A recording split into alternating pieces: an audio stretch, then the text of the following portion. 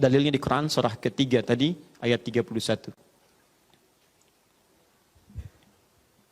Qul in kuntum tuhibbunallaha fattabi'uni yuhibbukumullahu wa yaghfir lakum dzunubakum. Katakan Muhammad pada umatmu, jika serius mencintai saya, maka buktikan cinta itu dengan mengikuti tuntunan-tuntunan yang engkau bawa, maka dengan itu aku akan mencintai mereka. Nah, sekarang kaidahnya ketika Allah mencintai hambanya, apa yang terjadi? Wa yaghfir lakum dzunubakum. Allah akan mengampuni semua dosa-dosanya. Kata para ulama, ciri orang yang diampuni dosanya oleh Allah itu adalah dia akan dijaga, tidak akan pernah berbuat maksiat yang serupa atau maksiat yang lainnya dalam hidupnya. Jadi kalau teman-teman pernah bertobat dari dosa, ciri ampunannya adalah itu tidak akan berulang lagi dan akan berganti jadi amal soleh. Soleh lawannya salah. Soleh lawannya salah. Jadi kalau yang salah sudah hilang, yang soleh muncul. Kata-kata baik itu soleh. Umpatan itu salah. Di orang yang terbiasa meninggalkan umpatan, dia akan terbiasa berkata yang mulia. Sederhana sebetulnya. Jadi kalau kata-kata Anda sedang mengeluarkan yang kotor, ini menunjukkan amal soleh Anda kurang.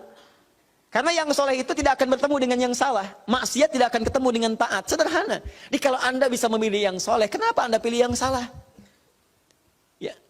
Kalau Anda bisa memilih taat, kenapa mesti melakukan maksiat? Rizki itu, Anda mau cari dengan yang soleh atau dengan cara yang salah, tidak akan pernah mengubah jumlahnya. Tetap akan sama. Sampai meninggal tidak akan berubah. Yang beda cuma keberkahannya. Anda cari dengan cara yang jujur misalnya. Hidup Anda sampai dengan meninggal 100 miliar.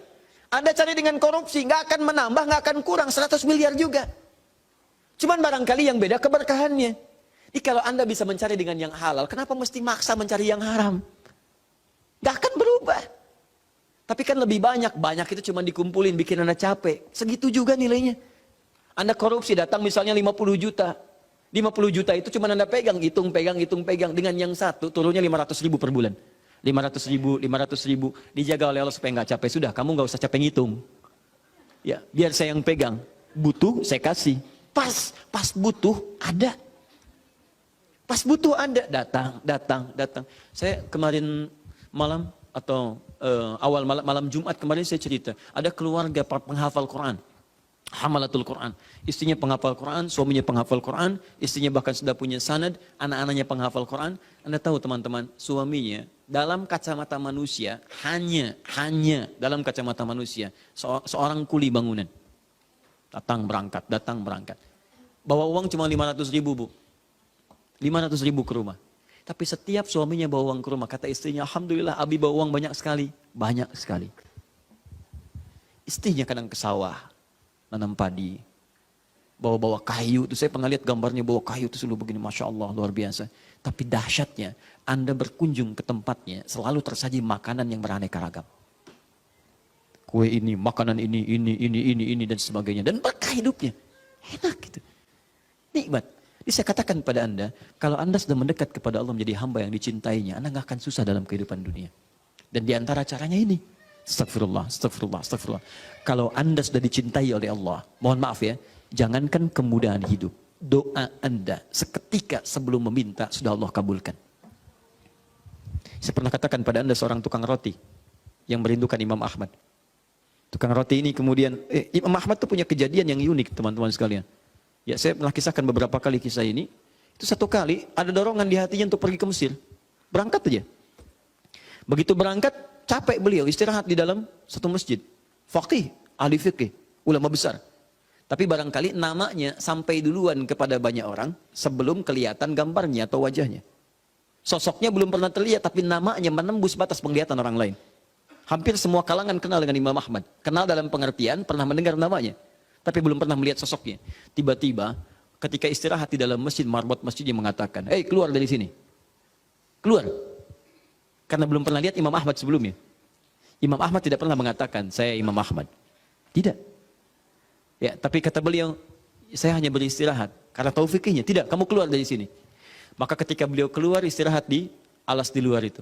Di pelataran. Diusir juga. Rawah katanya. Di bahasa Arab itu ada 3 cara minta orang pergi. Ya, untuk keluar. 1 ukhruj atau idhab, pergi.